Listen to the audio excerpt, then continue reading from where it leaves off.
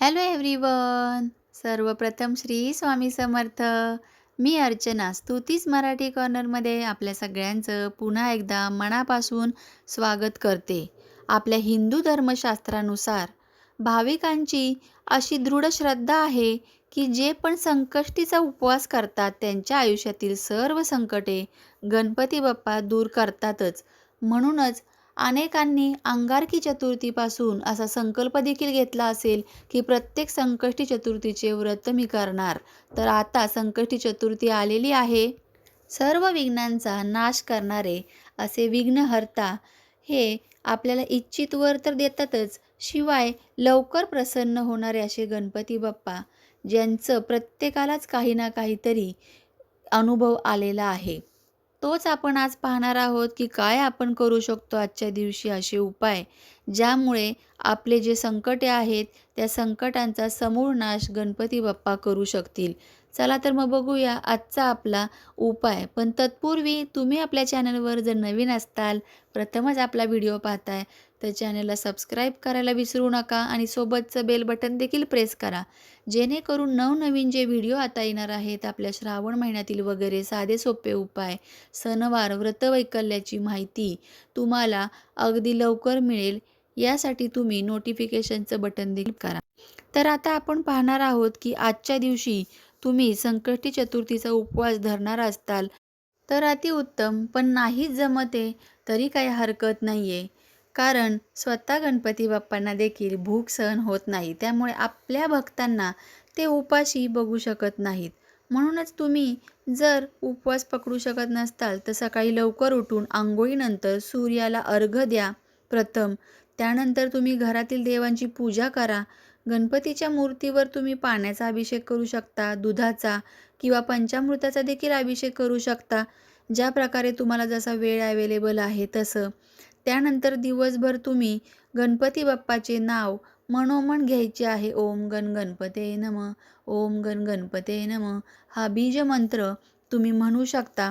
या बीजमंत्राचा खूप चांगला अनुभव तुम्हाला येतो आणि सर्व विघ्नांचा नाश करण्यासाठी गणपती बाप्पा कायम तुमच्यासोबत असतात. यानंतर तुम्हाला संध्याकाळी दुर्वा वगैरे भेटल्या तर तुम्ही नक्की घेऊन या व गणपती बाप्पांना आवडणारी लाल फुले, लाल म्हणजे जास्वंदाची फुले किंवा मग गुलाबाची फुले तुम्ही जरूर घेऊन या. सोबतच तुम्ही खडीसाखर नैवेद्यासाठी देखील ठेवू शकता किंवा गणपती बाप्पांच्या आवडीचे मोदक जर बनवले तर मोदकांचा देखील नैवेद्य दाखवू शकता. याशिवाय तुम्ही आरती वगैरे करायची आहे. आरती चंद्रोदय झाल्यानंतर चंद्राला प्रथम अर्घ्य द्यायचे, दर्शन घ्यायचं. त्यानंतर तुम्ही गणपती बाप्पांची आरती करायची आणि मगच अन्न जे आहे, जो काय आहे, तुम्ही नैवेद्य दाखवायचा व त्यानंतर उपवास तुम्ही सोडू शकता किंवा मग जेवण करू शकता. या सगळ्या गोष्टी ह्या तर तुम्हाला माहीतच आहेत. पण अनेकांना पहिल्यांदा प्रथम जर तुम्ही संकष्टी चतुर्थी धरत असताल तर या गोष्टी माहीत नाही, म्हणून या गोष्टी मी थोडक्यात तुम्हाला सांगितल्या.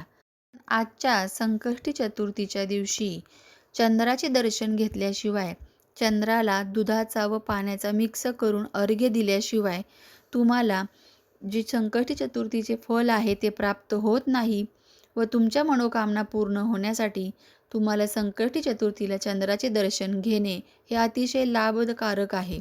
चंद्र हा मानसिक जे आपले आहेत त्रास, आजार, त्यासाठी देखील चंद्रग्रह स्ट्रॉंग करण्याकरिता चंद्राचे उपाय केले जातात. याशिवाय तुम्ही दर संकष्टी चतुर्थीला लाल जे शेंदूर आहे किंवा ऑरेंज कलरचं शेंदूर आहे, त्यामध्ये थोडंसं गाईचं तूप मिक्स करून एक सुपारी ऑरेंज कलरची किंवा मग लाल कलरची तुम्ही रंगवायची आहे आणि ती रंगवत असताना तुम्ही ओम गण गणपती या मंत्राचा जाप करायचा आहे. व तुम्हाला खूप कर्ज आहे, काही केल्या तुम्हाला कर्जाची रक्कम ही कमी होत नसेल तर ओम पशुपते नमः, ओम पशुपते नमः असं तुम्ही 11 वेळा म्हणत ही सुपारी तुम्ही गणपती बाप्पांच्या चरणाशी अर्पण करायची आहे.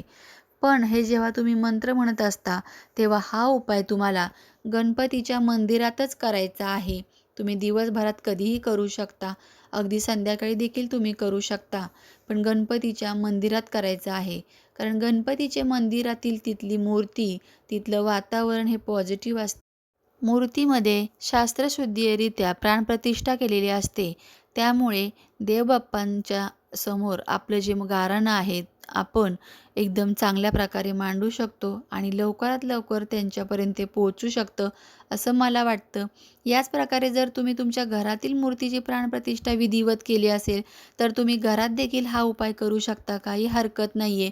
पण मनापासून कोणताही उपाय असू द्या, तो मनापासून केला तर तुम्हाला त्याचं फळ हे निश्चितच मिळतं आणि त्याची जी काही उपासना केल्याची जी तुम्हाला अनुभव आहेत, ती चमत्कारिकरित्या तुम्हाला आल्याशिवाय राहणार नाहीत.